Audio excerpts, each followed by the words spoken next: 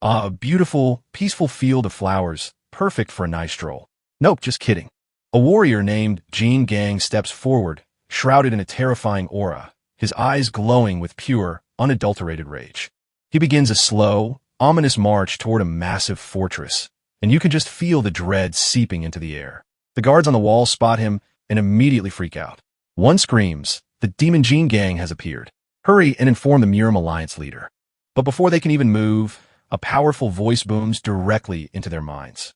This is some next-level telepathy, and it's coming from the Miram Alliance leader himself, the top dog of the entire martial world. His order is simple and absolutely brutal. From this moment onward, all members of the Miram Alliance are to launch a full assault on Jin Gang. He knows exactly what he's asking, too.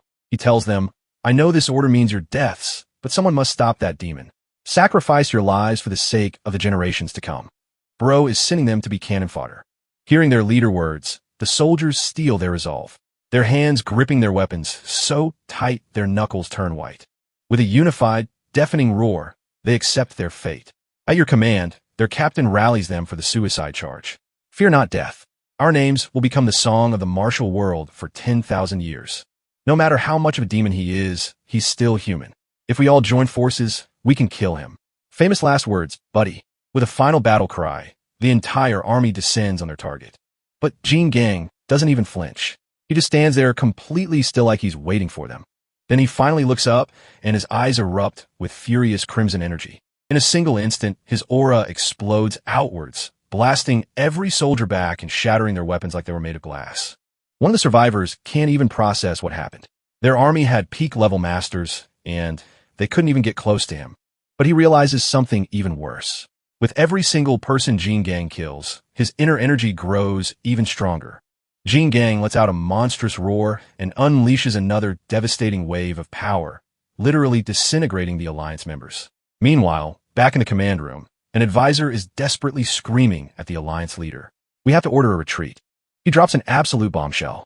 The investigation team found out Jin Gang made a pact with a yokai, a grade A yokai that lives in hell itself. He explains the terrifying terms. The souls of everyone Jin Gang kills become sacrifices, and in return, Jin Gang gets the yokai's power. And the more of our men he slaughters, the stronger he becomes. The advisor cries. It's a feedback loop from hell. The Alliance leader turns his expression ice cold. "I ordered everyone in the Miram Alliance to fight, and yet you are here like cowards." The advisor tries to make him understand the gravity of the situation. At this rate, every last member will become a sacrifice. And in the worst-case scenario, the greater yokai could descend to the mortal realm by using Jin Gang's body as a vessel. He pleads one last time, sweat pouring down his face. Not even a heavenly demon could stop it. "I'm begging you, order a retreat." But the Alliance leader just lets out a chilling little chuckle. "That would be difficult." He smiles, and it's pure evil. A banquet table should always be lavish. We have an honored guest coming. How can we allow the food to be lacking? The advisor is completely baffled. What in the world is this guy talking about? Suddenly, the leader's jaw unhinges grotesquely, revealing a glowing blue monster mouth inside. "Do you know how much effort I've put in? It took me 500 years to find a vessel for Lord Rakshasa." As his body transforms, he reveals his twisted master plan to ensure the vessel would make a pact.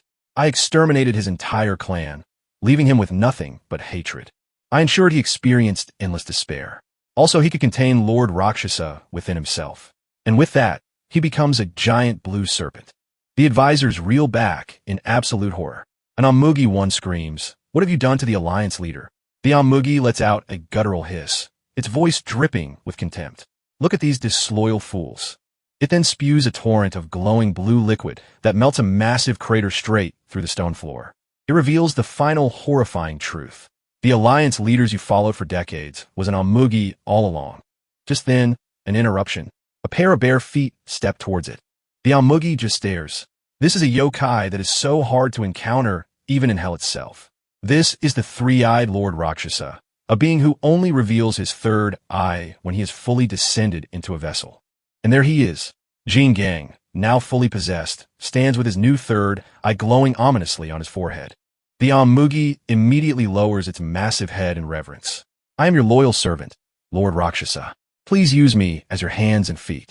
Whatever you command, I will do it." The giant serpent vows, completely subservient. Rakshas's voice echoes from Jin Gang and LT. Unk and GT. S mouth, low and dangerous. You'll do anything. Then with a sudden, swift motion, Rakshasa raises his sword and points it directly at the Almugi. The Almugi looks up, its face a mask of pure shock and confusion. Lord Rakshasa, why?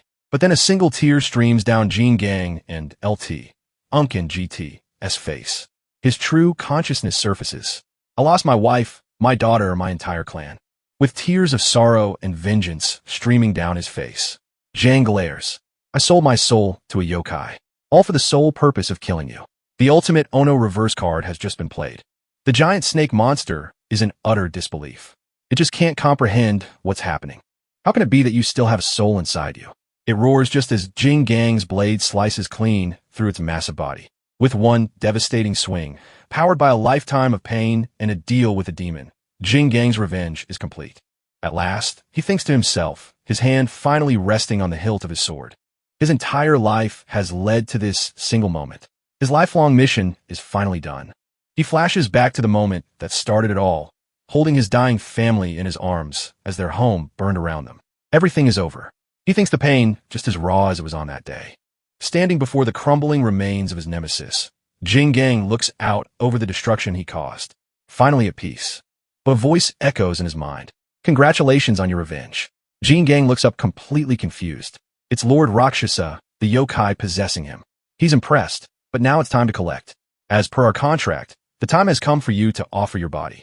Jing Gang and LT, Unk and GT. S expression hardens as Rakshasa makes his final chilling demand. Accept me willingly and savor the bliss of becoming part of a supreme being. Yeah, somehow I doubt that. We get a glimpse of Rakshasu's true form. A four-armed, three-eyed demon god meditating before a blood moon. This guy is the real deal. But Jing Gang has other plans. He scoffs that kind of blisses. Shove it to the dogs. You think I'll let a monster like you step into the human world? He turns the blade on himself, aiming right at the yokai's third eye. Rakshasa is stunned. What are you doing? After all the killings you've committed, you think you'll go peacefully to the afterlife? The demon threatens him with eternal damnation, but Jing Gang and LT, Unk and GT's grip on the sword only tightens. No, it may be worse. Rakshasa warns. King Yama himself may annihilate your soul entirely. That means becoming absolute nothingness. But this threat doesn't scare Jing Gang in the slightest. In fact, he welcomes it. With a small smile, he says, that's the most pleasant thing I've heard in a while. And with that, he drives the blade straight through his own head, ending his life to protect the world. As blue spiritual energy leaks from his mouth, Rakshasa's voice booms in disbelief. You choose to erase yourself. Jing Gang and LT, Unk and GT's soul, a brilliant blue flame, ascends from his corpse. But the yokai isn't about to let his perfect vessel go so easily. I will find a way to force you into reincarnation. The demon vows from the spiritual plane, and I will find you again, even if it takes hundreds of years. As long as your soul exists, our contract remains in effect. The demon lord thunders. The scene shifts from the past to a modern Korean city at night. And in the middle of the crowd is a new man, a new life, but the same soul. The hunt is about to begin all over again. A massacre is unfolding, and these are the faces caught in the inferno. Surrounded by fire, a woman clutches a baby to her chest. Meanwhile, a young man lets out a scream of pure, unfiltered rage. Then a spray of blood, and here's the monster behind it all. The Miram Alliance leader stands over his victim. The man on the ground can only scream in agony. With a sickening crunch, the Alliance leader stomps the man's head straight into the dirt. His final words are a twisted blame game. All of this, every last bit of it, was your fault because you were weak. Suddenly, a man named Dujin jolts awake, drenched in sweat. He's gasping for air. A voice cuts through the darkness, asking if he's okay. You were sweating and gasping for breath. It's his girlfriend lying beside him. She thinks he's having another nightmare. He admits it's the same dream over and over. She gently tells him he's just exhausted from work, but then her tone gets serious. Dujin, you're quitting, right? That job you're doing now. She pleads with him. I don't want to see you get hurt or hurt anyone else. Dujin looks away, not wanting to answer, but before he can, his phone buzzes, saving him from the conversation. He picks up. It's the boss. Looks like Ho Hong's crew is making a move. He quickly agrees to go, but his girlfriend isn't asleep. Of course, she isn't. She sits up asking why he's leaving at this hour. You can hear the worry in her voice. He tells her it's an urgent work thing, but then makes a promise. Once this job's done, I'm telling him I'm done for good. He looks her in the eye and says, I'm not living as a monster anymore. And as he sits on the bed, we see exactly what he means. A massive, snarling tiger tattoo covers his entire back. This guy is no office worker. The scene shifts to a desolate warehouse down by the docks. You just know nothing good happens here. Inside, a man in a suit lights a cigarette. He's talking about how old-school gang wars are a bad look. Too messy, too public. This is Gudong, boss of the Tiong crew. He complains that with social media, you can't even have a good brawl anymore. So, he's made a proposal to the rival gang. Let's settle this with a top match. One fighter versus one fighter. The opposing boss, Cho Ho-young, agrees immediately. Fine. Loser gives up control of the docks. But Ho Hyong is cocky. He scoffs. You're putting your faith in that so-called demon, or whatever. He gestures to his own champion, a fit fighter with a top knot. We just brought in a rookie who's pretty darn strong. Taeyong just smirks back and calls for his guy. Do-jin, you think you can handle him? He looks tough. And here he is. Tong Do-jin steps forward looking like an absolute unit. The quiet confidence is rolling off him. His walk says it all. It doesn't matter who the opponent is.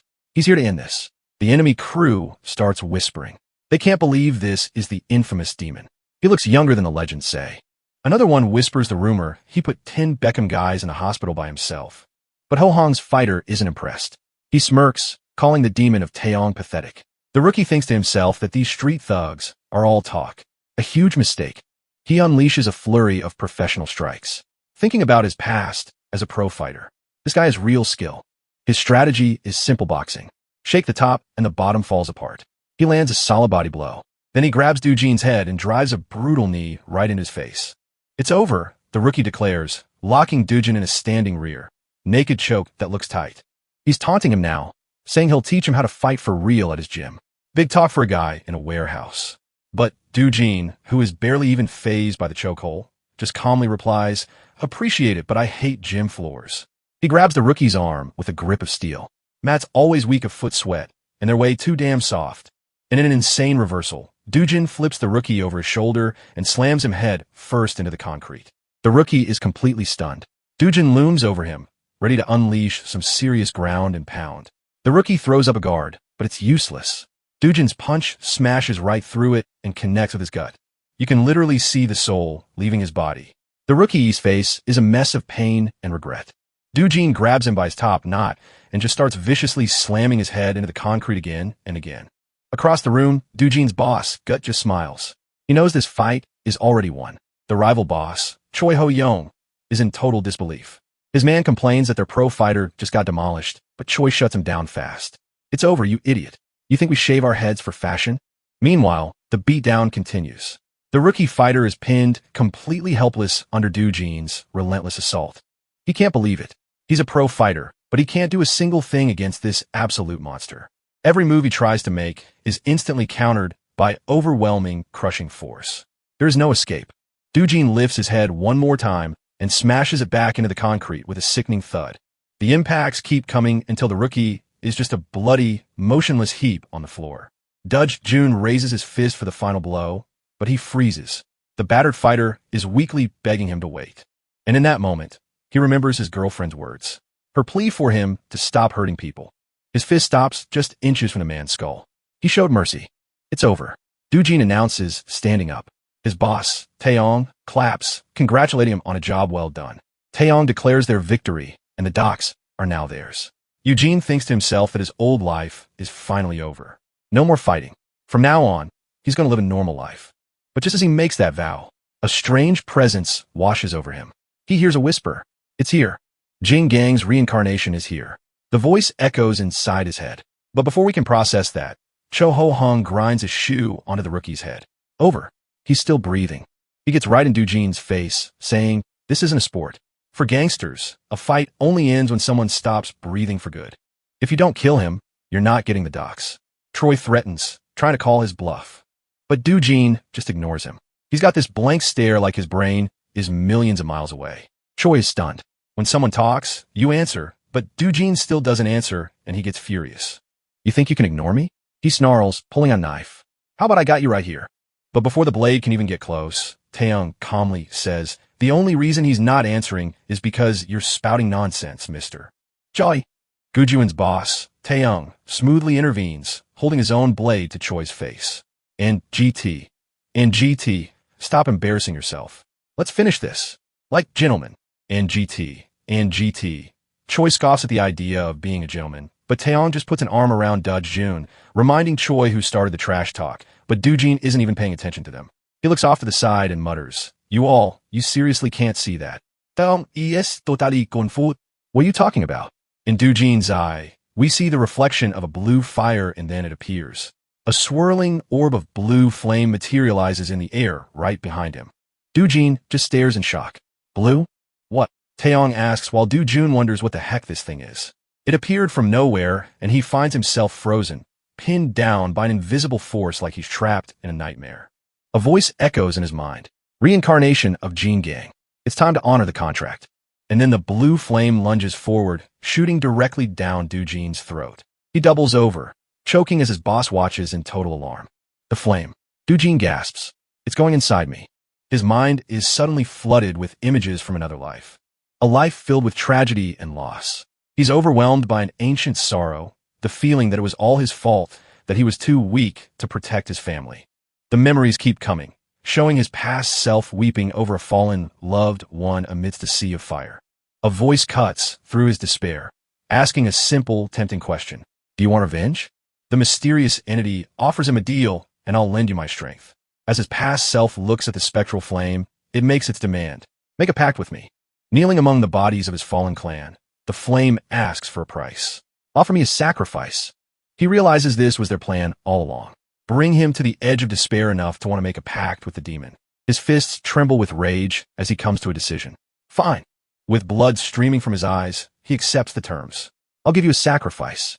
I've got more than enough bastards I want dead. His face is a mask of resolve and sorrow. I'll make the pact. Now give me your power. The pact is made, and the entity lays down its unbreakable terms. From this moment on, remember this.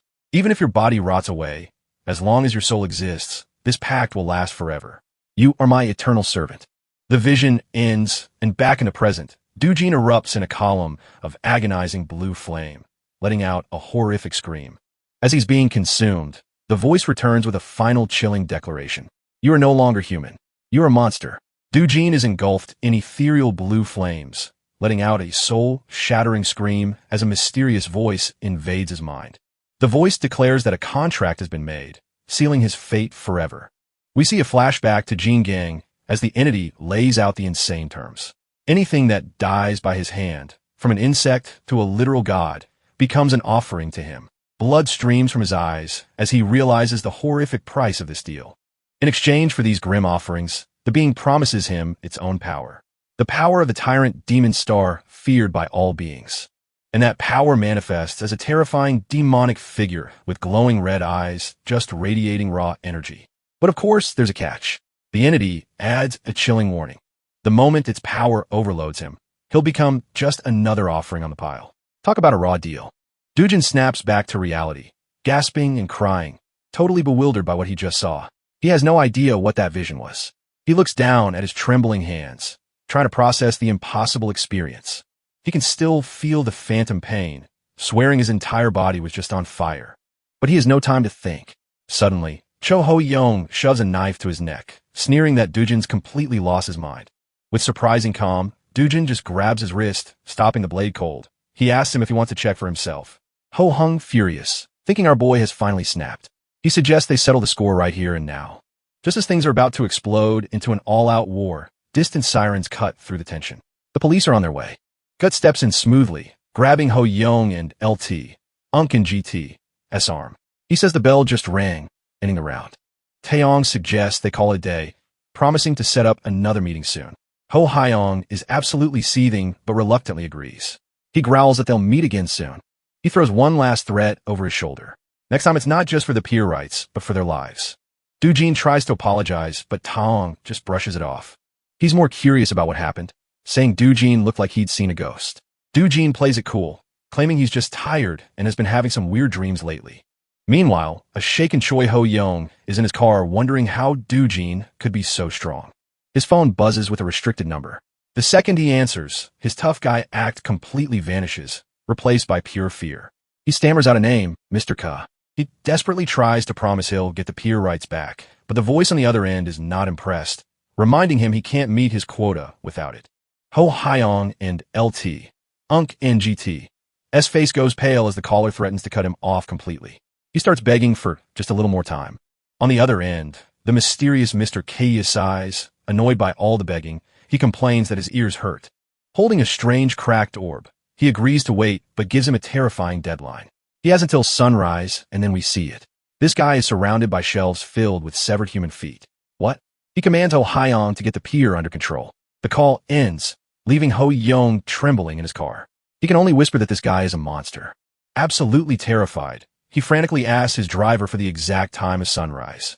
Lighting a cigarette with a shaky hand, he makes a decision. They have to crush the TZ Zong faction right now. His life and the lives of all his men depend on it. If they fail, they're all dead. Later that night, Du Jing gets back to his apartment, totally unaware of the danger. But the second he walks in, he knows something is wrong. The apartment is dark and eerily silent. He looks down and his blood runs cold. There are unfamiliar, dusty footprints all over his clean floor. Before he can even process the first intruder, a second man lunges at him with a vicious overhead strike, but Du Jing's reflexes are insane. He blocks the blow and immediately counters with a brutal punch to the gut. He follows up with a lightning fast chop to the neck, dropping the thug instantly. One down. He then grabs the first intruder, who's already bleeding out, and prepares to gouge the man's eyes out. Man, this is brutal. He gives him a choice. Talk or go blind. He demands to know where the woman is. Just then, a new figure steps out of the shadows, clapping his hands. He's impressed, saying Du Jing is just as tough as the rumors say. He introduces himself as the action leader of the Huang faction, and then he drops the bomb. They've taken his family hostage. He claims he's just following orders, but when Du Jun sees his girlfriend tied up and terrified, his eyes burn with pure rage. He snarls, his face a mask of fury. He promises he's going to kill every single one of them, but the leader is completely unfazed. He tells Du Jing not to get emotional, saying he knows exactly what the situation is. Du Jing's fist trembles with suppressed rage. Totally defeated, he asks them what they want. He offers them anything. His Achilles tendon, his wrist, anything, just so they'll leave his girlfriend alone, but the leader just shakes his head. Normally, that would be enough, he says, but their boss has already made up his mind. They're going to wipe out the entire Tong faction tonight. Another thug whips out a knife and plunges it into Du Jing. Du Jing does the unthinkable. He grips the blade with his bare hand. With blood pouring from his palm, with his hand bleeding, he makes one final request. He just wants them to promise they'll spare the woman's life. The leader seems surprised for a second, but then agrees. He gives his word he will not kill her. Hearing this, his girlfriend struggles and cries out, her eyes wide with absolute panic. Du Jing looks down filled with guilt and apologizes to W. He hates that she has to see him like this. Ja can only watch in horror-muffled cries, escaping her gag as she sees what's about to happen. He thinks to himself that this is the end. He was so close to finally living a normal life. A memory flashes through his mind, the nightmare from his past life, holding his dying love in his arms. But he finds a strange sense of peace. At least this time, it's him dying, not her. It's a small relief. And with Du Jing's guard down, he's finished off by two other thugs. Du Jing collapses to his knees, completely defeated, as the rival gang members surround him. The leader turns to his men, telling them to leave the cleanup to the cleaners. They have to get to the boss before sunrise. One of his guys asks about the girl. The leader just smirks. Of course, they're taking her. They can't leave a witness. He glances back at Du Jing with a cruel look. The promise was to spare her life, not to let her go. As one of the goons starts laughing about having some fun with Jaw, he suddenly stopped dead in his tracks. He looks down in shock. Du Jing, barely conscious and bleeding out, has stuck a knife into his leg. The thug screams as Du Jing tightens his grip, refusing to let go, even as his life fades. Furious, the thug grabs the knife and pulls it out. Wait, don't pull it out. The leader yells. But too late, the thug falls to the floor. Got to hand it to you to hit the artery, so precisely while barely conscious. You deserve to be called a demon, the thug leader says. He's now on top of Du Jing, grabbing him by the head with a knife to his throat, but now rest in hell, he finishes as he slashes Du Jing's throat. He orders his last man to move quickly. The man asks what they should do about Dio, the guy who's bleeding out. The leader coldly states that he's dead in 2 minutes anyway. He tells the cleaners to take care of him, too. This guy is ruthless. As the gang finally leaves, Du Jing lies motionless on the floor. He looks completely dead, but then that mysterious, deep voice echoes in the darkness once more. How commendable. Suddenly, Du Jing's eye twitches. He gasps in confusion, wondering what is happening to offer up a sacrifice. So soon the voice chuckles. On the ceiling above him, a grotesque, pulsating mass of flesh and blood has formed. Meanwhile, the leader is in his van reporting to his boss that the job is done. Suddenly, a loud thud from outside startles them. Through the windshield, they see a dark silhouette standing in the fog. One of the men thinks something just fell. The leader, stone-faced, gives a simple order. Turn on the lights. As his subordinate flips the switch, they see a solitary figure with a knife. The leader stares in absolute disbelief. He can't even form the words. It's Dujin. He's just standing there holding a knife. The leader can't believe it, wondering if he's staring at a real demon. That deep voice once again echoes through Dujin's mind. It says that since he offered a sacrifice, and as it speaks, the horrifying wound on Dujin's neck begins to writhe and squirm fleshy tendrils, sealing it shut.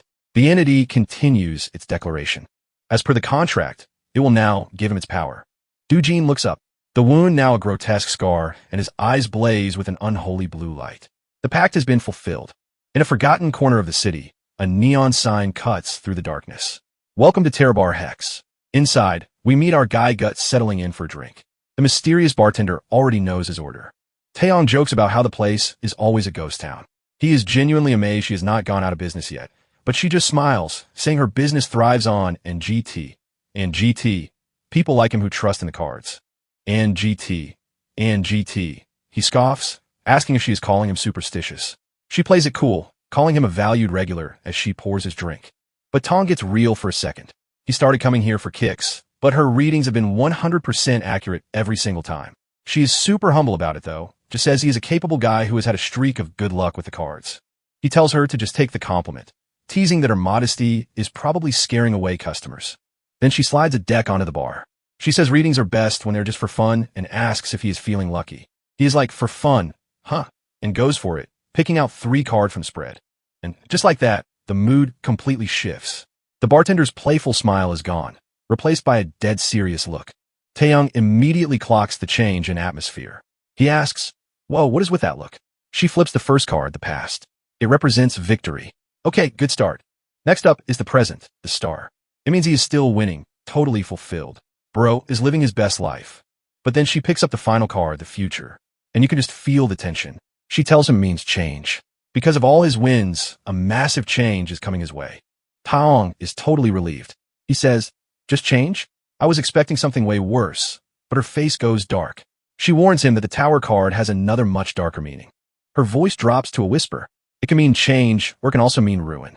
She immediately tries to laugh it off, saying it is just for fun and not to worry about it. But the damage is done, and right on cue, a voice cuts through the silence, calling his name, Gut Tongue. It is a rival boss flanked by goons holding some serious hardware. He sneers that today is the day Taeyong finally dies. But Taeyong is completely unfazed. He just smirks and mocks them for working so late. What a Chad. The boss Cho Ho Hung is furious at his confidence and gives the order. Get him. The first goon charges and Taeyong instantly spins around, smashing his whiskey glass right into the guy's face. Without even a pause, he grabs the dude's knife hand and twists it away. The reflexes on this guy are insane. Before anyone else can blink, he has already broken free and is booking it to the back of the bar. Ho Hyong is losing his mind, screaming at his men to catch him before sunrise. It is now or never. The thugs give chase, cornering Taeyong in a narrow hallway. The first guy around the corner is already talking trash, calling him a rat. Big mistake. It is a trap. Taeyong is waiting right there, and he lunges out with a crazed look in his eyes. The thug is stunned, but it is too late. Taeyong plunges the knife right at his throat. Boss! Another goon shouts, rushing right into the trap. He's gone in seconds. Face splattered with blood. Taeyong smirks at the boss. He calls him out, asking if he recognizes this tactical situation. And Ho Hong gets it instantly. He is furious. Taeyong deliberately chose a right-hand corner. Taeyong gon phim eat. This is a knife fighter's worst nightmare. Check this out, folks. In a right-hand corner, an attacker's right arm is blocked by the wall, but the defender has a free range of motion. It is a genius move. But there is a counter to this strategy. You have to send in a left-handed fighter who is stronger than the defender. And Taya locks eyes with the boss, Mr. Choi. You're a lefty, aren't you? This is it. He calls him out by name, telling him to stop sending his men to die and face him one-on-one. Meanwhile, the story cuts to a different scene. We see Dujin facing down a van in the dark. The guys in the van are freaking out. They look at this dude's glowing blue eye and ask if he is some kind of demon. Their boss is terrified, screaming at the driver to just step on the gas and run him over. The driver hesitates, and the boss completely loses it, screaming at him to just go. The tires screech as the van barrels straight for Doojin. This is not looking good, but Doojin is not human. He launches himself into the air with insane speed and lands right on the hood of the moving van. And then he just starts punching. His fist smashes right through the windshield like it is paper. The passenger can only stare in horror as Doojin keeps punching, turning the entire windshield into a spiderweb of cracks. With the glass gone, Doojin dives head first into the van, tackling the driver, who is screaming his head off. He pins the guy down and slashes his neck. The beatdown continues, all while this van is still speeding down the road. A blue flame actually starts streaking from his eye as he stares down his next target. The terrified thug pulls a knife, telling him to stay back, as if that is going to work. Too late. One brutal slash splits his face in two. Can't make that up, folks. It's a nightmare. The boss is watching this whole thing, and he cannot even process what is happening. He realizes Doojin just wrecked a guy with a flimsy sashimi knife. This dude is not normal. And now Doojin turns his glowing eyes on the last guy left in the van. But suddenly he sees the headlights of an oncoming vehicle, and bam, they get T-boned. Doojin gets thrown from the wreck, and a wisp of that same blue flame escapes his mouth as he hits the ground hard. The scene is a total disaster. Amidst the smoke and twisted metal, Doojin is lying completely still. The last goon crawls out of the van, and then he sees it. Doojin is slowly picking himself up. Oh, this is not over, buddy. He turns to finish the job, pulling out two knives and growling. Bring it on. You know the drill. Doojin's eyes snaps open, and he is back on his feet, launching himself at the thug with terrifying speed. The gangster thinks Doojin's attack is sloppy and full of openings. He thinks he sees his chance to end this. He dodges the first lunge perfectly, setting himself up for a counterattack. He goes for the kill shot, but Doojin catches the knife blade with his bare hand. The thug sees an opening and goes for a stab with his other knife, aiming for Doojin's side. No, Doojin is way too fast. He stabs the guy's other wrist, stopping the attack dead in its tracks. Now the gangster is completely trapped with Doojin's blade, tearing up his arm, and then it hits him. The horrifying truth. The knife Doojin caught was in his right hand. He realizes he did not dodge. Doojin led him. This was the plan from the very beginning. Pinned against the wreckage, the thug can only watch as Doojin gets right in his face and asks one question. What did you do with her? The gangster just smirks, spitting blood. The girl, I offered her up as a sacrifice. Doojin is stunned. Sacrifice? What are you even talking about? Don't play dumb. The guy smiles. He points out that Doojin somehow survived having his throat slit. You're the same as that monster. Meanwhile, back at the Terror Bar, the guards outside are getting nervous. It has been too quiet. One guard tries to calm the other down, saying they have over 10 guys inside. What could possibly go wrong? Famous last words. A mysterious figure wearing sandals calmly walks up to them. It is a dude with long white hair. This cannot be good. A guard steps up to block him, but the masked man just says, I have an appointment. The guard gets ticked off. Are you deaf, you idiot? We're closed today. But his buddy tells him to just get rid of the guy and not cause a scene. And then things get weird. The first guard just starts choking, grabbing at his own throat. A tiny tree branch starts growing out of his mouth, and it is growing at an impossible speed. In seconds, the guard is transformed into a horrifying human tree, roots bursting from his legs and branches exploding from his head. The other guard can only stare in pure, absolute horror. What did he just witness? The masked man just holds up a tiny snow globe and smiles. I told you I have an appointment. We promised to meet at sunrise. We cut back to Terror Bar Hex. And man, the aftermath of the fight is absolutely brutal. One of Choho Hyong and LT, Unk and GT, S goons is left standing. He's sweating bullets and shaking, but he's getting ready to charge. He screams at the top of his lungs and just lunges forward like a madman. But Gut Sung is completely unfazed. He just scoffs, noting they sent a lefty after him. Bro calls the whole attempt pitiful. And just like that, the thug is down for the count. Taeyong, now rocking a few blood splatters, takes a second to catch his breath. He leans against the wall and calls out his real target, totally taunting him. How long are you going to keep sending your flunkies? This isn't how it ends. He screams for Choi Ho Hyong to stop being a coward and face him like a man. Speaking of Choi, his man returns, confirming he brought the package. And look at that. A nasty smirk starts spreading across Choi's face. Oh, this is not good. His plan is finally revealed as his crew starts pouring gasoline all over the place. Choi's grin is just pure evil as he flicks open a lighter. Just stay in there like a rat, he says. I'll roast you alive. Suddenly, someone in slippers just casually walks up behind him, humming some creepy tune. It's a dude with long white hair, and he just calmly continues the song. Choi's entire crew freezes on the spot. What an entrance! Choi is completely stunned. How did you get here, mister? Okay. And get this, he's holding a freaking bouquet of flowers. He reminds Choi they had a promise to meet at sunrise. Choi starts fumbling with his lighter, totally panicking. He stammers that he's almost done and just needs to take the docks to meet his quota. But the visitor just offers him a flower. Thank you for your hard work, mister. Choi, you can retire now. Chills, dude. Absolute chills. Meanwhile, Doojin is shaking down the gangster leader. A yokai, are you messing with me right now? He rages. The gangster just grins. Don't tell me you really don't know what you are. He says that Dojin is a being that eats human flesh and souls. He's the natural enemy of all humans, a yokai. Suddenly, the smile disappears off the thug's face, and he starts groaning. And then, bam, horrifying branch-like tendrils just erupt from his chest, piercing straight through. As he's dying, the thug leader spills a dark secret. He says, a few years ago, some mysterious figure offered him a deal. The deal was simple. Deliver humans and your life will be spared. What choice to make, right? He was forced to secretly feed a cursed seed to his own crew.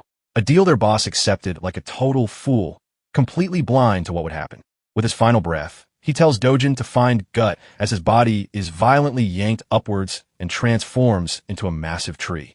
Back at the bar, the white-haired yokai is just admiring his handiwork over Cho's body. You should have died the day we met, he says. But you got 5 more years. He walks through this twisted garden of bodies he just created and turns to address his new partner. It's Gut's son. He's standing in the doorway, knife ready, looking completely and utterly bewildered by the scene. The creature introduces himself with a whole list of titles. Demon David Yokai. He's been called a lot of things, but here he says people call him a yokai. He tells Taeyong to chill out, claiming he's just there to offer him a deal, and the deal is surprisingly normal. The yokai offers to connect him with partners in North Korea and China to bring in illegal immigrants. Taeyong is totally thrown off. That's way more normal than I expected. I thought you were going to ask for my soul or something. The yokai explains that his kind can't just go around eating people, so they need human partners. And the best part, Taeyong's gang gets to keep all the profits. But here comes the catch. In exchange, Taeyong has to pick out 10 healthy humans from the immigrants every single week and send them to the yokai. Taeyong sees right through it. And if I refuse, I end up like Choi. The yokai basically says, yeah, but tells him he's way smarter, so he'd last longer. Taeyong goes quiet for a second, and then a small determined smirk creeps on his face. You know what that means. Sorry, he says, his eyes full of resolve, but there are 3 things I would never sell in my life as a gangster. The first one is people. And in an absolute flash, he lunges forward, slashing his knife straight across and slashing through the yokai's fingers. Taeyong doesn't hesitate for a second. Next, he goes for the tendon. The second is drugs. Taeyong declares, closing in for the final blow. But as he twists midair for that final strike, a monster plant with teeth bursts out of the yokai's back and chomps through his arm. Yikes. The yokai doesn't even flinch. He just smiles. He's actually impressed. It's been a while since I met a human who wasn't afraid of me, he says. He grabs Taeyong by the neck. As more monstrous snake heads sprout from the yokai's back, he offers him one last chance to reconsider the deal. Swallow the seed, he demands, holding out this disgusting skull-shaped seed. He promises to forgive Taeyong and even fix his mangled arm if he just takes the deal.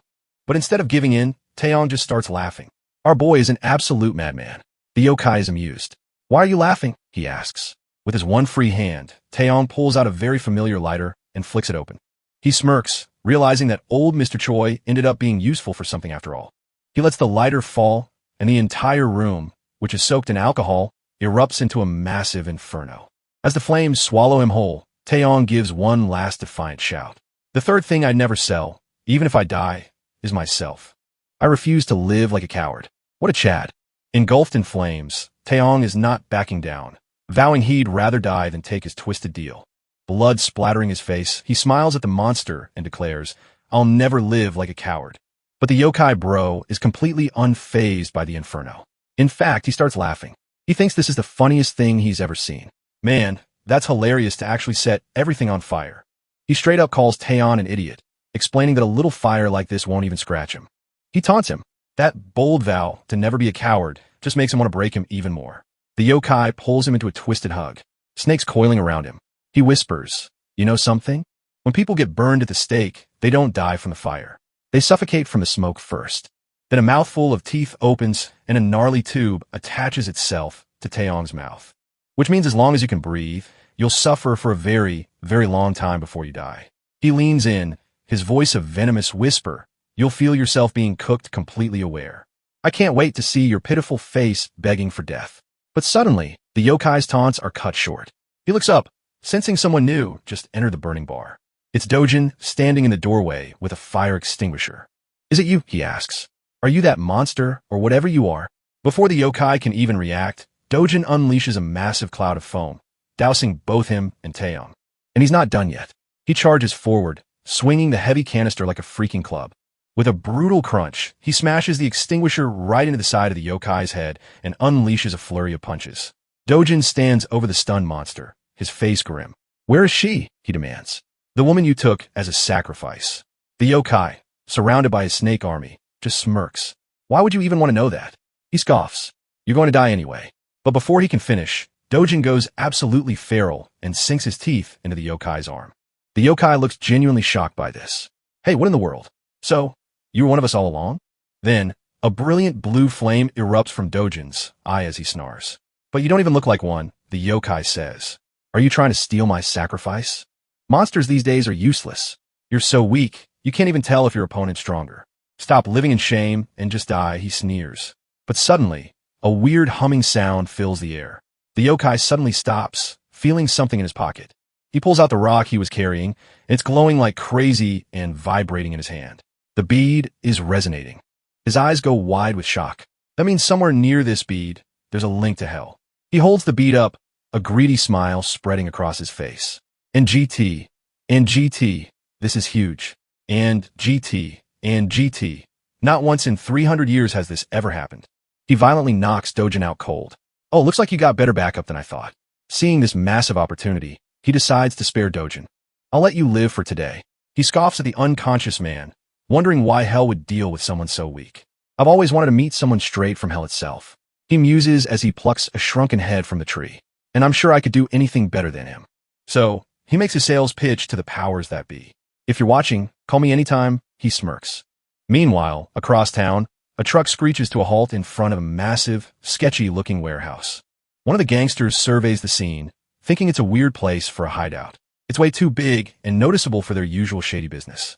He asks his partner what the clients are even doing with these people, but gets shut down immediately. Why do you care? We just do what we're told. They swing open the back of the truck, revealing two captives bound and gagged inside. One of the thugs gets impatient with a woman cowering in the corner. We're busy. Don't make me drag you out. Just move. He grabs her by the hair, yelling, Hey, said, get out, you stupid. But as he forces her head up, he sees her face. Her eyes are completely empty and unfocused. It's Jua, and she's just gone. The other gangster stares in absolute horror. He starts sweating, wondering, what in the world did they do to her? Plot twist. This guy's actually a cop. He graduated top 2 in his class. His superior, Chief Jang Sung-chil, explains that the top graduate is too famous for a dangerous undercover job like this. The runner-up is perfect. He's doing this for his country. Our undercover cop remembers how it all started. The chief's first words to him were, How'd you like to be a hero? The chief lays out the mission. A ton of missing persons cases have been piling up, all linked to the Ho Hung crew and their overseas partners. The only way to crack the case is to send someone deep undercover to infiltrate the gang from the inside. Fast forward 1 year, and he's deep inside the crew. His old life as a cop feels like a distant memory. Tonight, because of the gang war between Ho Hyong and Taeyong, a spot opened up on the delivery route, and that's how he finally got in. Reaching the headquarters of their mysterious higher-up partners, he thinks to himself that it's all going according to plan. He already reported to the chief on his way here. Any minute now, his backup team will storm the place, and this whole nightmare will finally be over. But then something goes wrong. The whole vibe completely changes. His fellow gangster shouts in confusion. What's with you all of a sudden? We did everything you asked. A dude with a gnarly scarred face steps forward, calmly saying, Sorry, but these are the boss's orders. He announces that their deal with the Hoyong crew is officially over. They're not partners anymore. Instead, he tells them, You're now a product.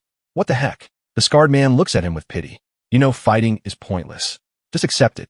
But the gangster is not having it. Screaming, he lunges forward, ready to stab the man who just betrayed them. It's totally useless. The scarred man easily sidesteps the attack and smashes a powerful fist right into the gangster's jaw. The guy collapses, coughing up blood. His attacker coldly says he's damaged goods now and has zero value. He orders his men to either dump the body or give him to a client as a freebie. Talk about cold. As for the rest of them, he gives the order, turn them all into products. We ship today. Our undercover cop recalls the horrific prep process. They were forced to drink something that made them violently throw up. After emptying their stomachs, their bodies were washed down with a high-pressure hose like they were animals. One of the hooded goons reports to the scarred man, confirming they have 2 premium pieces ready for the partner. The leader points at our cop and the woman, ordering them to be labeled premium and the other standards. Stripped down to their underwear and leashed like dogs, the captives are led by armed hooded figures toward a huge door. The cop finally puts the pieces together. They're being prepped for organ harvesting. He can't believe these psychos would do this even to their own people, but he still clings to hope. Just a little longer, he thinks. Backup will be here any second. Seeing the terrified woman next to him, he whispers, "Hey, about earlier. I'm sorry, but hang in there," he says. "Don't give up." He realizes that maybe those words of encouragement were really for himself. But that last tiny shred of hope completely shatters when he sees what's behind that door. It's a giant storage unit lined with shelves. But instead of boxes, they're filled with the pale, lifeless human bodies. And then the full, terrible reality hits him. It's a massive shipping container packed from floor to ceiling with human bodies treated like nothing more than inventory. In a dark, quiet room, Dojin's eyes snap wide open. He's completely disoriented, his mind a total blank. He has no idea where he is. Suddenly, a memory flashes in his mind. It's the smiling, white-haired yokai from the bar. And just like that, he realizes he's not alone. A mysterious woman is standing in the doorway, watching his every move. Dojin immediately sits up on high alert. He demands to know who she is. Taking a slow drag from her cigarette, she coolly introduces herself. She's the owner of the taro bar that burned down and the one who saved him from the fire. But there's a huge catch. She then drops a bombshell.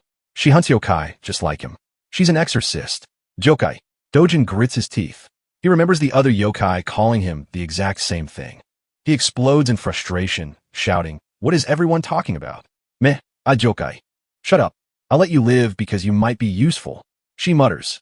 Her eyes are ice cold as she warns him she can exorcise him at any moment. She then points to him, saying, "A normal person wouldn't have a body like his." Dojin looks down in disbelief. He's missing a couple of limbs like it's nothing. What the heck is this? His mind is trying to wrap around his new molar rattle-looking appendage. The exorcist explains that a yokai's only weakness is its head.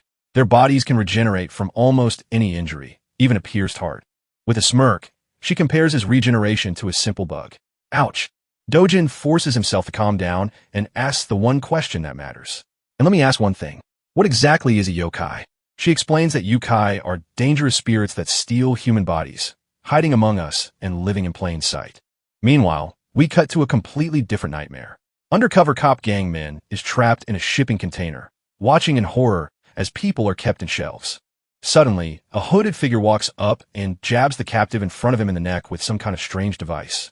The poor guy collapses instantly, convulsing on the ground. Young Min absolutely loses it, screaming, "You crazy maniacs!" Killing people without a second thought, but a sinister voice cuts him off, saying, "They're not dead yet, and look who it is. It's the white-haired yokai from the bar." He explains he only damaged their spines to paralyze them. They can hear and feel all the fear, but they can't move an inch. It's our company's specialty. Fresh humans steeped in ripened fear, he declares. A premium product for customers who can't hunt for themselves. Young Min can't believe it. He tries to bluff, yelling that the cops will be here any minute to lock them all up forever. But all that hope dies in an instant. The chief, his boss, walks in, sniffing the air and saying, "Already smells delicious." Chief Jiang Min stammers, his eyes wide with betrayal. His own boss isn't on it.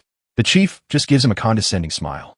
"You worked hard, Guangdong Min, keeping an eye on the Ho Yong gang for us." The chief asks if Guang Min is a special dish.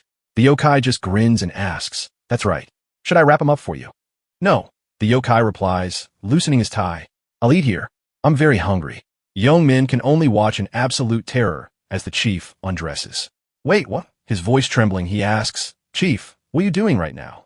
He still can't process the betrayal. The yokai just places a hand on his shoulder. "I have a meeting in a few hours, so I don't have time to change. Just stay still." And then the yokai's face begins to split open right down the middle with a sickening crack. Young Min's eyes widen in pure, undiluted horror.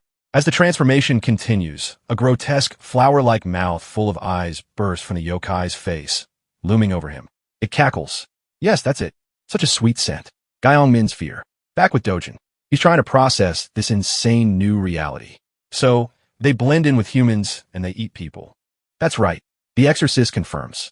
She says some of the worst crimes are actually committed by these spirits preying on people. She then stands and pulls back a curtain, revealing she didn't think he was the spirit at first. She suspected his boss, Gung. And behind the curtain is his boss wrapped head to toe in bandages with a whole arm missing. But he was just an ordinary villain, she says with a dismissive look. Just a run-of-the-mill human scumbag. Dojin is completely stunned to see his boss in such a horrible state. This triggers a memory of Dojin walking with a man in a suit who asks him how long he plans on doing this. Dojin reminds him of their 5-year promise to see things through to the very end. But the man tells him something confusing. You don't have to go all the way with me, Dojin. Before Dojin can even ask what he means, they're interrupted by Ja walking toward them. The man smiles warmly and greets her, apologizing for keeping Dojin out so late. He then puts a hand on Dojin's shoulder and says, I'm not the one you're really supposed to see things through with. A memory of Ja's smiling face hits him. He has a chance to live a normal life as Hong Dojin, not as a demon. Snapping back to the present, Dojin's face hardens. He asks the exorcist, how can I find him? He's talking about the white-haired yokai. The exorcist questions his motive. What are you going to do when you meet him? Dojin hunches over, his voice filled with pure anguish. That monster took the most precious person in the world from me. I have to save Jua. She actually smirks at this. If you're really going to fight Kuei, then I suppose you could be useful. But she immediately gives him a reality check. You know you can't beat him, right? But Dojin's expression is dead serious. In my dream, the flames spoke to me. The exorcist looks genuinely surprised by this. He recalls the voice from the fire as his eye begins to glow with an eerie blue light. They said, anything with a soul, no matter what it is, anything with a soul. And in return, it would grant me power. The scene suddenly shifts to a furious protest. A man screams into a camera denouncing the release of a criminal named Cho Gun-sik, who assaulted 11 minors. A massive crowd has gathered, all holding signs and chanting for the criminal to be sent right back to prison. A news report explains that this monster, Cho Jun-sik, was released just 1 week ago. A reporter on the scene describes the absolute chaos. It's not just protesters but clout-chasing streamers, turning the whole thing into a circus. One streamer with a huge chest tattoo is yelling at the building, come out and fight like a man. Another is getting ready to eat 20 cups of ramen to pray for his death. Yeah, it's a total sideshow. The crowd surges against the police line, their angry chants echoing through the entire street. Inside his dark apartment, Cho Gun-sik listens to the mob outside. What are they all yapping about? So noisy, he looks down at his ankle monitor, grumbling to himself that he already did his time.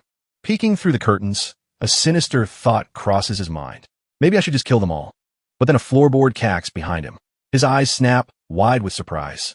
And standing in the shadows of his own apartment is Dojin, dressed in a sharp suit and holding a massive sledgehammer. Jun-sik is totally stunned. You? How did you even get in here? Dojin's eyes are like ice, cold, unwavering, and locked right on his target. Flashback to the exorcist room. She's confirming his story. So, this yokai in your dream said it would grant you power for sacrifice. Dojin quietly agrees. She takes a final drag from her cigarette and sizes him up. All right, then let's make a deal. Dojin looks up, listening. She lays out the plan. I'll give you a list of villains suspected of being yokai. And you, Mr. Hong Doo-jin, go and kill them. She frames it as a win-win. If they're yokai, she gets to do an exorcism, and he gets the souls he needs to power up. And if the targets turn out to be just regular human scumbags, well, she says that's good for the world in its own way. Dojin's face is set with grim resolve. Without hesitation, he says, okay, I'll do it. He looks her dead in the eye. These suspected yokai, are there enough of them for me to get the power I need to kill Kuei? A small, confident smile plays on her lips. Don't worry about that. She looks down at him, her smile widening. When it comes to villains, there are more than enough to go around. Now, back to the present. In the dark apartment, Dojin grips the sledgehammer tightly. What are you? He asks, his voice dangerously low. Cho Jun-sik is frozen in pure terror, only able to stammer out. What? Dojin explodes into action, grabbing him by the hair. Are you human or yokai? With that, he raises the massive sledgehammer, ready to deliver his own brand of justice. Back in the warehouse, the chief is now transformed into a flower-like yokai and is savoring the scent of its next meal. The guy tries to scream for help, but he's already in the monster's grasp. It is too late. And just like that, the creature's massive mouth swallows his head whole. You can just hear the muffled screams as he is eaten alive. Watching this horror show, the mysterious white-haired yokai. The chief must be really hungry, he remarks and turns to his goon. Where's the other delicacy? And who is the next tasty morsel? It's Ja, bruised, bloodied, and captured. The disgusting flower monster immediately shambles over to her, practically drooling at the sight. It gurgles out. Oh, she looks even more appetizing. But as the monster leans in for the kill, it pauses. Ja is not crying. She is not even screaming. The white-haired yokai seems disappointed. He says she must have lost her mind, making her soul useless for feasting on. But hey, not a total loss. He notes her flesh looks top grade, so she can still be a regular meal. As the monster's mouth opens wide, Jua just whispers, "Thank goodness it did not take too long." She actually smiles as she whispers, "I'm coming, Dojin." But hold up. At the mention of Dojin's name, the white-haired yokai steps in and blocks the chief, saying, "Sorry, Captain.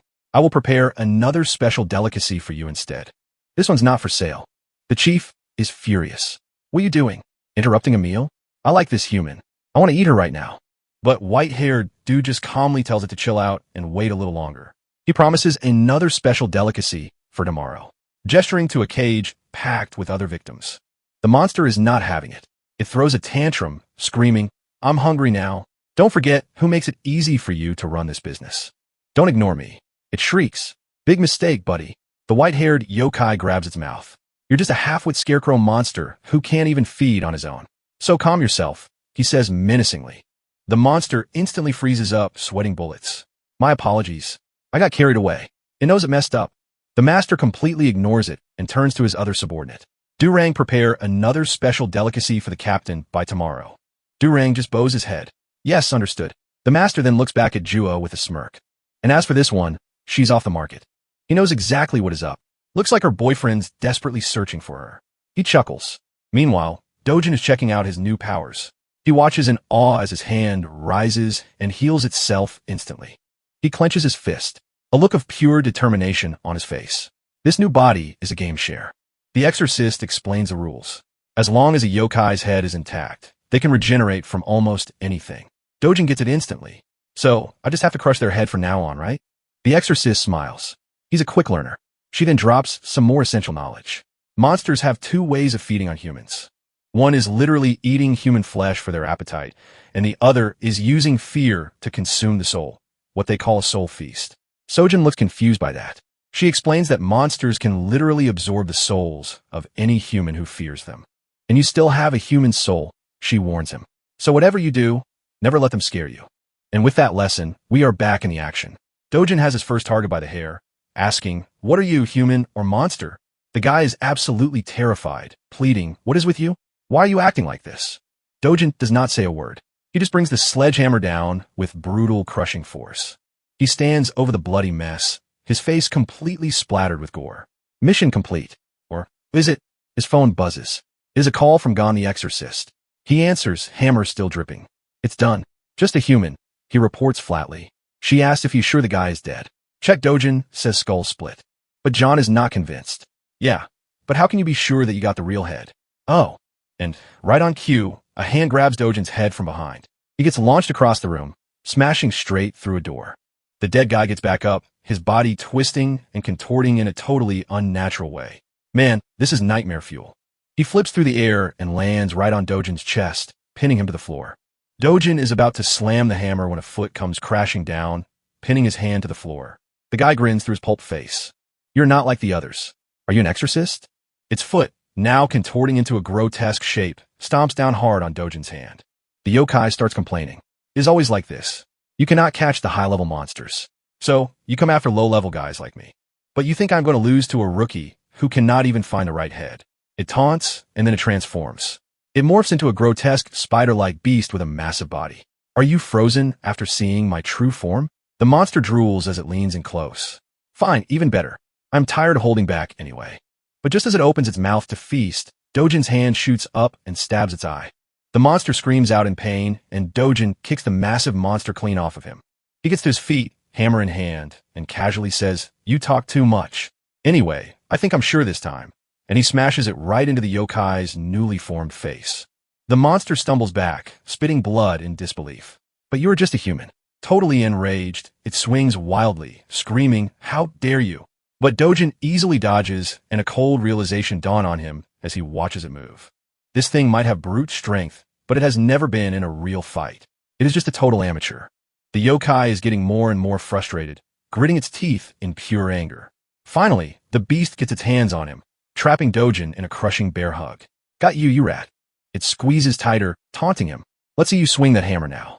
I'm going to snap your spine. But Dojin has other plans. With a sudden violent jerk, he smashes his head right into the yokai's face. You can hear the crunch of bone as the creature's nose and teeth completely shatter from the impact. Dojin stands over the crumpled yokai, completely unimpressed. I was wondering what was so great about monsters. You're no different from a street thug. The dying yokai looks up in pure terror. Its last thought a single question. Were you? Dojin just stares back, his face covered in blood, his eyes cold and completely empty. He remembers John's warning. Monsters feed on the souls of humans who fear them, so never let them scare you. A low, dark chuckle escapes Dojin's lips. On the phone, John asks, "What is so funny?" "Don't be afraid." He scoffs, clenching his fist. "You think I got any fear left in me?" His eyes glint in the darkness. "Not after what they did. Not after they took everything from me. The ones who should be afraid from now on are them." And with that, he brings the hammer down, obliterating the monster for good. Bam, bam, bam. Cops are smashing on a door, yelling for a Mr. Chogun sick to open up right now. Turns out he messed with his ankle monitor, so they're done playing nice. They're coming in. One cop wonders how long this dude's been out, and then the smell hits them. It's a sight so bad it makes them gag on the spot. And there it is, a murder scene. Chunik is on the floor, absolutely shredded to pieces. The news explodes. Koic, a known scumbag, was found dead just 1 week after getting out of prison. Cops are calling it a revenge killing. I mean, look at the body. The dude was torn apart. Dojin and the exorcist are watching all this beside Taeyong's hospital bed. Wait a minute. If that guy Iced was a yokai, why would he even bother going to prison? Dojin asks. The exorcist explains that yokai can't just go wild and reveal themselves to the world. If they did, the bigger badder yokai would hunt them down and end them. Dojin is still totally lost. You can see the confusion on his face, so she breaks it down for him. To yokai, humans are just livestock, a limited precious food source. And the top-tier yokai who run the show want to keep humanity completely in the dark. She drops a chilling line. The best way to manage livestock is to make sure they never know they're livestock. So Dojin connects the dots. The guy I fought, he was just some low-level punk. And she confirms it. He was a minor yokai, the absolute bottom of the barrel. Dojin basically got lucky. Dojin clenches his fist, his eyes burning with resolve. Then find me a real opponent next time. Looking at his battered friend, he knows he has to level up and fast. She's like already on it. But she warns him he'd better be ready for what's coming. The strong ones are beyond anything a human can imagine, she says, handing him a photo. Dojin stares at the picture. This guy's a yokai. You're sure about this? She admits she's not 100% sure, but the odds are high. Look familiar? She asks. Yeah. Dojin says his gaze locked on the photo. I know him very well. It's their old boss, the guy who brought him and Taeyong into the gang life in the first place. And boom, we flash back 15 years into the past. A young Dojin is in the middle of a massive street brawl, screaming his head off as he charges in, and he immediately gets his bell rung by a metal pipe straight to the skull. The punk smirks, but his victory lasts about half a second before a young Taeyong comes flying in to smash his face. Taeyong is screaming at him. Hung Jian, get out. They'll stomp you into the pavement, but it's no good. These two kids are completely outmatched, getting beaten and kicked into the dirt. Taeyong clutches his bleeding head, looking up in despair. They're totally surrounded by a gang of grown men. Their leader just scoffs, telling these kids to go back to their homework. What a clown. But Taeyong isn't backing down. He calls them out for forcing kids from the orphanage to sell drugs for them. The leader just stares at him, cold as ice. So what? What's wrong with making some orphans sell a little dope? Tong can't believe what he's hearing. His face is practically shaking with pure rage. The leader says he'll let them live because they're just kids, but they still need to be taught a lesson. He gives a chilling order to his goons. Cut their Achilles tendons so they can never defy an adult again. Suddenly, a new voice cuts through the tension. Aren't you ashamed of yourselves pulling weapons on kids? The boys look up and see a massive, imposing man in a suit. It's a guy from the photo. The gang leader, completely clueless, tells the old man to get lost before he gets hurt. But this guy just keeps walking forward, calmly taking off his jacket. And GT. Oh yeah, he's not going anywhere. With a confident smirk, the man cracks his knuckles and asks, "You guys not going to come at me? Or should I go first?" The younger thugs just roll their eyes. They think he's just some crazy old dude, but without any warning, one of them gets poked in the eye. Oh, the agony. He follows it up with a vicious knee to the gut, and while he fights, he starts dropping some knowledge on the boys. When you're facing a crowd, He says, you don't fight them one by one. He tells them to treat the entire group as one enemy and to collapse the weakest link first. It's like a surgical strike. He keeps up his brutal lecture, effortlessly dropping goons left and right. The key, he explains while dodging a knife, isn't to beat them all. It's to completely shatter their will to fight. The boss keeps schooling them, saying the goal isn't just to win. It's to make them so scared they never want to fight you again. The gang leader can only watch in absolute horror, stammering, "What is this guy?" The boss explains that once an enemy loses their will to fight, they stop being an enemy. They become an obstacle, something you can use to control the flow of the entire battle. Another punk rushes in, and the boss just casually grabs him by the neck. He then brutally smashes the guy's face into concrete, splattering blood everywhere. Standing over the bodies, he turns to the two kids watching. Now, where's the next attack coming from? A young Dojin, his eyes laser-focused, calls it out. The left. And just like that, the boss blocks a punch from the left and delivers a devastating counterstrike. All right, let's review, he says to the speechless kids. Against a crowd, you don't defeat them. You do what? And Dojin answers, his voice dead serious. Hit. Break their will to fight. The boss smiles. Young people really learn so quickly. Then he pulls out a knife. The rival leader is freaking out, begging for his life. Wait, we were wrong. We'll never touch those kids again. I swear. The boss thinks about it for a second, then agrees. Really? Okay then. I'll spare you. But the second the guys sigh in relief, the boss slices his ear off without even blinking. You still need to be punished, though, he says with a terrifying grin. So you can never defy adults again. He wipes the blood off his knife, casually mentions he's hungry, and turns to the two boys. You kids eaten yet? He asks with a warm, friendly smile. Uncle will buy you something delicious. The scene shifts back to the present. Dojin is now sitting across from that same man, his old boss at a restaurant. It's been a while. Chairman Dojin greets him. The man, now much older, just waves him off. Chairman, I retired a long time ago. His face gets serious. I heard about Taeyong. I heard he got hurt. He takes a drink and gives Dojin a heavy look. This is why I told you being a gangster means you just keep piling up bad karma. And one day, all that karma comes back to collect. No gangster gets to live forever. Dojin gulps down his drink. It wasn't just tea, took my woman too. The chairman just listens as Dojin's hand reaches under his coat. Then, with a loud thud, Dojin places a massive, gleaming knife right on the table between them. He looks his old mentor dead in the eyes, his own reflection staring back at him from the blade, and asks a chilling question. So, I'm asking you right now, Chairman, are you human or are you a yokai? The exorcist lays it out plain and simple. Their old boss, the guy who turned them into gangsters, was basically a father figure to them. So, she has to ask, is Dojin really ready to face the man who raised him? And Dojin can't deny it. In his head, he admits she's not wrong about the whole teacher or father thing. But that same man is also the one who forged him into a literal demon on the battlefield. The photo in his hand reveals the target's name, Chairman Quack Jangpil. This sparks a flashback, taking us to a small, unassuming goob joint. Inside, a much younger Jangpil slides over a bowl of soup, asking a simple question. You hungry? Across the table sit two kids who have clearly been through it. A young Dojin and Taeyong looking completely broken. Dojin, ever the pragmatist, cuts right to the chase. He thanks him for the food, then immediately asks, why help us? What do you want? But Jank just keeps on smiling, saying they're not so different, him and them. He tells these two kids that, just like them, he's got nothing left to his name. Turns out he did a 20-year stretch in prison for his crew.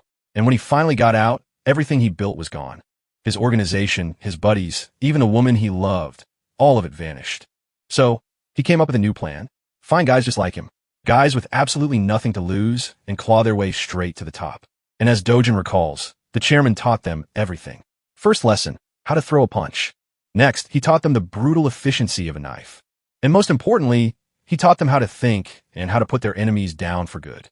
Under his command, they fought relentlessly. Dojin became an absolute monster standing over a mountain of bodies. The last guy standing can only stare in pure terror, unable to believe one man caused all this carnage. And that is when they started calling him a demon. But this thug has one last trick up his sleeve or back. He pulls out a knife and charges Dojin. But Dojin with ice in his veins catches the dude's wrist and just snaps it with a sickening crack. Effortless. And right on cue, the chairman Quack Jangpil strolls and clapping. He congratulates Dojin on handling the trash. He gives Dojin a pat on the back. Good work, he says. Now let's see what we fought for. But when they open the bag, it is packed with drugs. And the chairman is absolutely furious. He looks at the guy, Young Min, demanding to know where the rest of the shipment is. But Jung spits back that he is a dead man either way, so he is not saying a thing. The chairman just lets out a cold laugh. Smart move, but how about we try this instead? He leans in close and threatens to sell Zhang Min's wife and daughter off to some remote island. A truly low blow, and that is the trigger. Zhang Min absolutely loses it, screaming that his family has nothing to do with this mess. He lunges, but the chairman calmly catches his hand and starts crushing his fingers, mocking him for being so rude. Bro has no chill, but that is when Dojin has seen enough. He steps in. Chairman, I need to talk to you. He finally confesses, telling the chairman he never signed up for this kind of film. He wants out. He is just done. He is tired of living his life as a demon. The chairman places a hand on his shoulder. Kid, you didn't know we'd do this kind of work. Do you think there were good gangsters in this world? Then he gives him a chilling reminder of what happens to traitors. His final order is simple. Stop thinking and just keep doing what you are good at being as demon. As the chairman walks away, Taeyong comes up to Dojin, a bloody knife in his hand. Dojin, I want out too. He is sick of all of it. The drugs, selling people, selling his own soul. He is done living like a coward.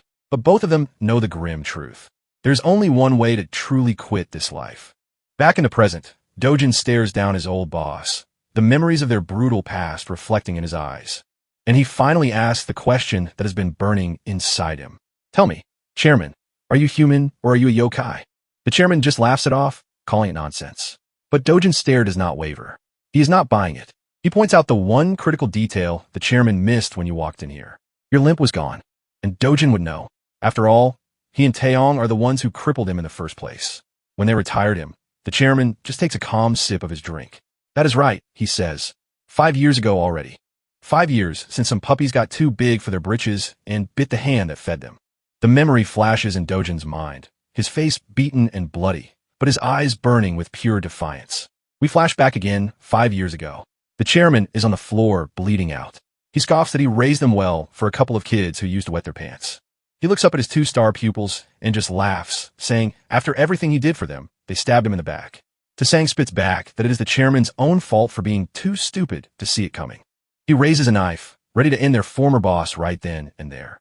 But just as he is about to strike, Dojin's hand clamps down on his wrist, stopping him cold. Dojin says they cannot. He reminds Taeyong that no matter what, this is still the man who saved their lives. Instead, with ice-cold resolve, Dojin declares they will just make sure he can never ever fight again. Back to the present, the chairman takes a long drag from a cigarette. Looking genuinely annoyed, he tells Dojin he is disappointed. Not only do they try to retire him, but now Dojin is disrespecting him with his crazy talk about yokai. The chairman leans in, a wicked smirk on his face. He says there is a lesson Dojin forgot 5 years ago and is about to forget again.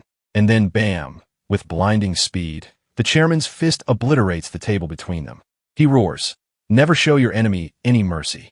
His face is a mask of pure rage. Dojin, caught completely off guard, stares up at him in defiance. The chairman sees it and grins. Now, that is the Hung Jan. I know, he chuckles. Suddenly, Dojin tackles him with the force of a freight train, shattering the restaurant window and sending them both flying out into the street. But in midair, the chairman twists Dojin's head, slamming it into the concrete as they hit the ground. Don't know if anyone can come back from that, but hold up. What's this? Zojin just deadlifts the chairman clean off the ground, prepping for a devastating slam. The chairman can only grunt as he is brutally slammed back first into the unforgiving concrete. But even after that insane impact, Dojin grits his teeth and fires back with a massive right hook straight to the chairman's jaw. Our boy isn't messing around. But this fight isn't over just yet. The chairman grabs Dojin's fist mid-strike. He looks up at Dojin, almost amused. Such a waste, he mutters. The chairman lands a kick out of nowhere, and Dojin's eyes go wide with pure shock. He is sent flying backwards, and his arm is missing. The chairman stands up, gripping Dojin's arm, and calmly reveals the truth. After they retired him, something found him, something he calls the flames. He says they offered him a contract. Unbelievable power, but required him to offer up sacrifices. And there it is. The terrible truth is finally revealed. The chairman is a yokai. Quack Jang Pil gloats over Dojin, revealing that being forced into retirement was actually a blessing in disguise. He says, the flames came to me and they want to make a deal. A simple trade, immense power in exchange for human sacrifices. But Dojin isn't here for a villain monologue. He whips out a hidden ankle knife and goes straight for the throat. It's completely useless. Quack catches the blade with his bare hand and scoffs with that little ankle knife. Buddy, I taught you that trick. And with a single flick of his wrist, he demolishes Dojin, slamming him face first into the concrete. Before Dojin can even see straight, Quack sends him flying across the room with an absolutely brutal kick. Quack starts lecturing him, reminding him of an old lesson. When you meet someone stronger, don't try to win. Focus on surviving first. And to really hammer the point home, he lands a devastating punch that sends Dojin crashing straight through the far wall. Quack mutters what an idiot Dojin is. But then his eyes go wide. Something's wrong, because Dojin is getting back up. His left hand is now a monstrous gnarled claw, and his eye is blazing with an unholy blue fire. But Quack isn't scared at all. He just grins. Well, what's this? Looks like you gave up on being human.